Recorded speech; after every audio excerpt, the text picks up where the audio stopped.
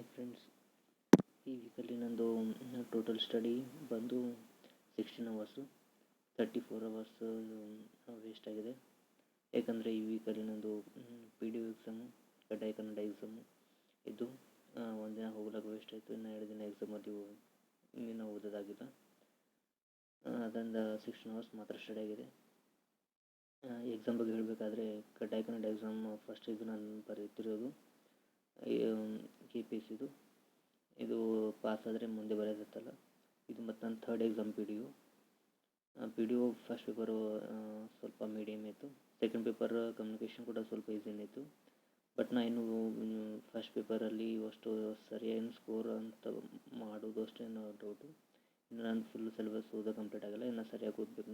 ಇನ್ನು ತುಂಬ questions confuse ಆಗ್ತಿವೆ. ಇನ್ನು ಅಷ್ಟೇನು ಕಾನ್ಫಿಡೆನ್ಸ್ ಕೂಡ ಎಕ್ಸಾಮ್ ಬಿಡಿಸೋಲ್ಲ, ಅಷ್ಟು ಕಾನ್ಫಿಡೆನ್ಸ್ ಕೂಡ ಬಿಲ್ಡಪ್ ಆಗಲ್ಲ. ಕಮ್ಯುನಿಕೇಷನಲ್ಲಿ ಕೂಡ ಇನ್ನು ಕಂಪ್ಯೂಟರ್ ಅಷ್ಟು ಸರಿಯಾಗಿ ಓದಿಲ್ಲ. ಇನ್ನು ಅದು ಕೂಡ ಒಂದು ಸ್ವಲ್ಪ ಗೆಸ್ ಮೇಲೆ ಆನ್ಸರ್ ಹಾಕಿದ್ದು. ಪೇಪರ್ಲಿ ಮೇ ಬಿ 180 ಕ್ವಶನ್ಸ್ ಅಟೆಂಪ್ಟ್ ಮಾಡಿದ್ದೆ. ಸೆಕೆಂಡ್ ಪೇಪರ್ಲಿ ಒಂದು 90 ಕ್ವಶನ್ಸ್ ಅಟೆಂಪ್ಟ್ ಮಾಡಿದ್ದೀನಿ. ಸ್ವಲ್ಪ ಮ್ಯಾಕ್ಸಿಮಮ್ ಗೆಸ್ ಈ ಎಕ್ಸಾಮಲ್ಲಿ ಮಾಡಿದ್ದೀನಿ. ಗೆಸ್ ಕ್ವಶನ್ಸ್ಗಳು ಮಾಡಿದ್ದೀನಿ.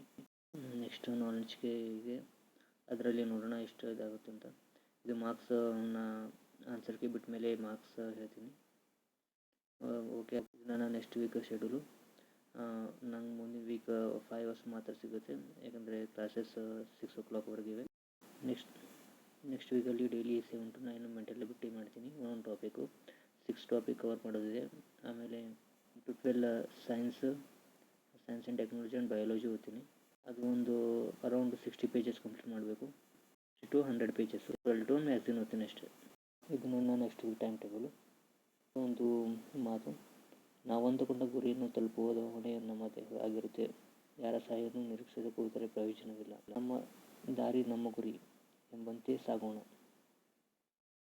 ಅದೇ ರೀತಿ ಅನ್ನ ಬೆಂದರೆ ತಿನ್ನಲು ಯೋಗ್ಯ, ಮನುಷ್ಯ ಬಂದರೆ ಬದುಕಲು ಯೋಗ್ಯ. ಗೌತಮ್ ಬುದ್ಧರ ಇದು ಮಾತು ಪ್ರಮುಖವಾದ ಮಾತು. ಇದನ್ನು ಜೀವನದಲ್ಲಿ ಅಳವಡಿಸಿಕೊಳ್ಳುತ್ತಾ ನಮ್ಮ ಪರಿಶ್ರಮವನ್ನು ಈ ರೀತಿ ಮುಂದುವರಿಸುತ್ತಾ ಮುಂದಿನ ವೀಕ್ನ ಟೈಮ್ ಟೇಬಲ್ ಶೆಡ್ಯೂಲ್ ಫಾಲೋ ಮಾಡೋಣ ಅಂತ ಹೇಳ್ತೀನಿ. Okay, thank you guys.